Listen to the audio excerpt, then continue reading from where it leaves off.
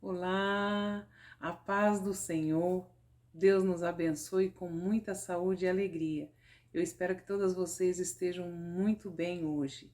Nosso texto está lá no livro de Juízes, no capítulo 1, a partir do verso 12, que diz assim: Disse Calebe: A quem derrotar Kiriat-Safer e a tomar, darei minha filha Axa por mulher.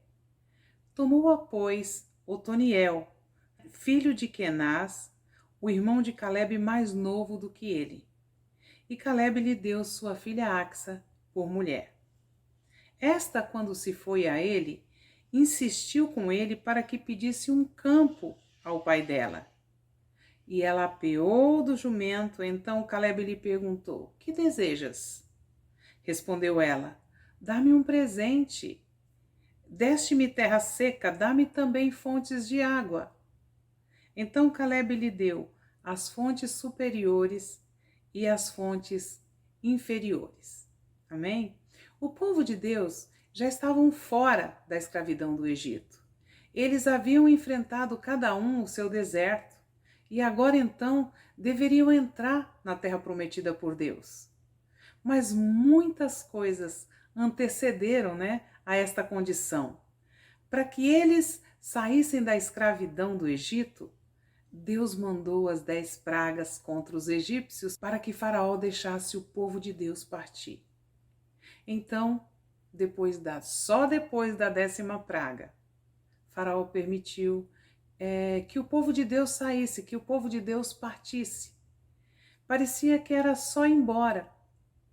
Já haviam as lutas, já tinham acontecido as pragas, Faraó já tinha experimentado o poder de Deus, o povo de Deus também tinha presenciado a ação de Deus sobre a vida deles e parecia que era só ir embora, mas não foi isso que aconteceu. Houve perseguição. Faraó se arrependeu de deixá-los ir. Agora eles já tinham partido do Egito, mas eles estavam de frente para o mar, para a morte. E atrás vinha Faraó. Pensa nessa condição. Você sai da escravidão, em vez de encontrar um caminho vazio, amplo, onde você possa ir numa boa, não. Tem um mar à tua frente e atrás tem o inimigo tentando te pegar. O povo de Deus estava nessa condição. E então houve um outro grande sinal de Deus. O mar, ou a morte, que representa o mar, na Bíblia, se abriu no meio e o povo passou sem serem atingidos pela morte. E mesmo com esta grande vitória, com esse grande sinal, eles precisariam ainda vencer os seus vícios e costumes que foram enraizados dia após dia em suas vidas, longe da vontade de Deus. Interessante, mas esse também é o nosso processo. A nossa primeira batalha é sair do mundo, sair da escravidão, sair do Egito, deixá-lo para trás, mas deixar de verdade, não sentir saudade dos seus cheiros, dos seus sabores, dos seus temperos. Isso acontece quando nós levantamos as mãos e aceitamos Jesus, não é? Para o nosso Salvador, mas também Senhor. Quando nós levantamos a nossa mão e trazemos Jesus como nosso Senhor, as coisas começam a mudar. Mas não acaba aí a nossa batalha, esse é só o primeiro passo. Sabemos que o nosso faraó, o diabo, não desiste. Ele também nos persegue, tentando nos fazer voltar atrás, voltar para ele, voltar à condição antiga. Mas Deus repete o seu feito.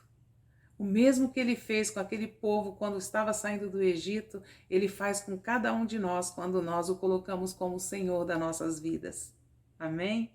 A morte eterna se abre e nós passamos por ela ilesos, sem pagar um preço, porque Cristo pagou o preço por cada um de nós. Traduzindo, Deus abre a morte eterna no meio, para passarmos sem sermos atingidos por ela. Ficamos alegres, parece que acabaram os nossos problemas. Vamos para a Terra Prometida e já pensamos em água de coco e uma rede, não é? Não, depois de atravessar o mar da morte, depois de aceitarmos Jesus como nosso Senhor e Salvador, ainda não estaremos prontos nem preparados para entrar na nossa Terra Prometida. Mas nós estamos prontos para a próxima etapa, e esta se chama deserto. Mas por que nós temos que ir até o deserto, nós perguntamos. Vocês se lembram? Se a gente voltar no texto, nós vamos ver o que aconteceu com o povo depois que saiu do Egito, depois que Deus abriu o mar, depois das 10 pragas, depois dos sinais. Aquele povo, eles murmuraram, reclamaram do outro lado. Depois de terem vencido tantas batalhas, eles murmuraram porque encontraram água amarga. Eles tinham sede e encontraram água amarga. Sem passarmos pelo deserto, nós também faremos o mesmo. Nós reclamaremos de qualquer situação contrária à nossa vontade. Bom, amadas, no deserto nós seremos apresentadas a nós mesmas, com verdades como em nenhuma outra situação. Sim, só no deserto saberemos de verdade quem realmente somos. Saberemos o que nos machuca e o que nos fortifica. No deserto é só você e Deus. É cada um de nós e Deus. Esta situação eu dei o nome de presença e confiança. Só passando pelo deserto você terá a certeza da presença de Deus e assim também a confiança de poder um dia sair desse deserto, de passar por ele, dele não ser permanente. Saindo do deserto, então, poderemos conquistar a nossa terra prometida. Eu vou usar a palavra conquistar porque nós não entraremos na terra prometida sem lutas. Contudo, agora nós estamos treinados. Nós conhecemos agora os nossos limites e pontos fortificados por Deus. E assim, então, finalmente prontos. Amém? Glória a Deus, mãos à obra. Sabemos, vamos voltar ao texto. Sabemos que o povo de Deus foi dividido em 12 tribos. E as terras, né? A terra prometida, ela foi distribuída também em 12 partes, ficando cada parte determinada para uma tribo, não é? E Caleb estava conquistando as terras que lhes foram direcionadas, designadas. Nestas havia uma região chamada Kiriat Safer, da qual o texto nos fala. Então Caleb disse: quem conquistá-la terá a minha filha Axa por esposa. Esta situação de desafiar um homem para que conseguisse algo, né, uma esposa, era natural naquela época. E o pai, eu creio, né, aproveitava a ocasião para casar sua filha com um homem valente, com um homem corajoso, com um guerreiro que saberia guardar e protegê-la. Axa foi conquistada por Otiniel. Axa significa aquela que une, dedicada e caridosa. Otiniel significa leão de Deus. Acredito que foi um casal muito bonito e abençoado. Axa, quando foi a ele, ela falou com ele: olha, pede para o meu pai umas terras de presente, né? E eles ganharam essas terras, mas eram terras áridas, secas. Então ela apiou do jumento e não ficou contente, ela não se contentou. E quando Caleb lhe perguntou o que deseja, Axa, consciente da condição do seu presente, consciente da secura da terra, e eu dei uma olhada, amados, no mapa, era a região do Negueb, pareceu-me ser o deserto do Negueb. Podemos afirmar que houve povoados, né, morando ali, ou cidades, pelas ruínas existentes lá atualmente, agora. Axa então pediu, é, disse: Deste-me terra seca, papai, dá-me também, então, águas, fontes de águas. E Caleb lhe deu as fontes superiores e as fontes inferiores, as que estavam em cima e as que estavam embaixo. Então ela, Axa, já sabia que enfrentar uma tempestade, atravessar mares, não era fácil. E nós também aprendemos isso no percurso da nossa vida. Quantas tempestades nós enfrentamos?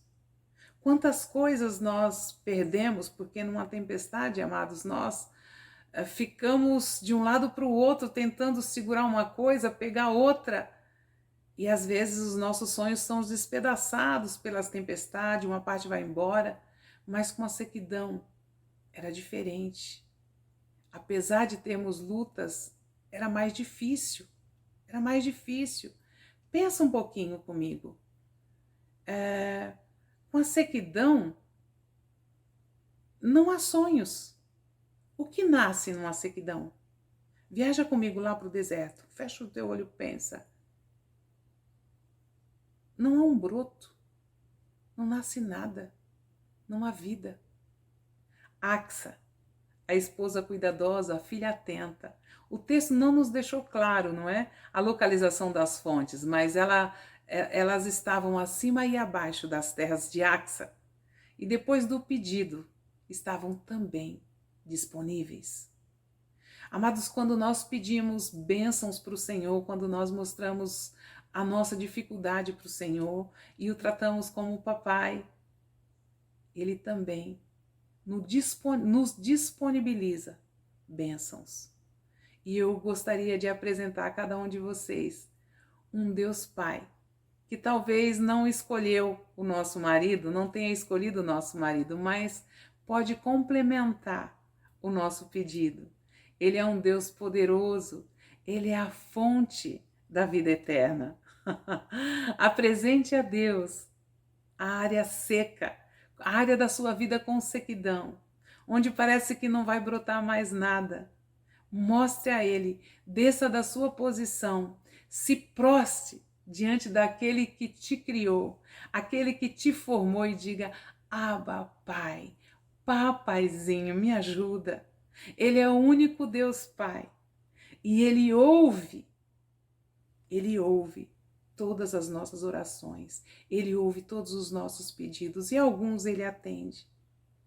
Aqueles que estão dentro da sua palavra, aqueles que estão direcionados por Ele.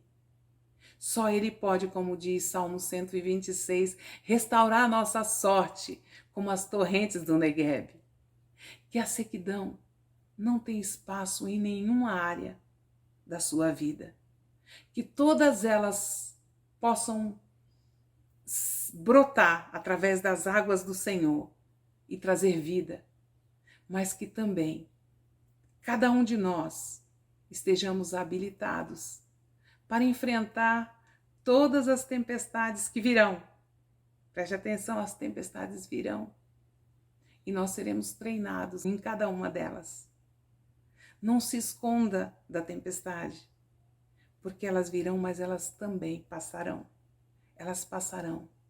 Que o Senhor nos abençoe a vencer cada tempestade e a clamar diante de cada sequidão que tiver na nossa vida, que tiver na terra prometida, na terra que nós estamos atuando, na terra que nós estamos habitando.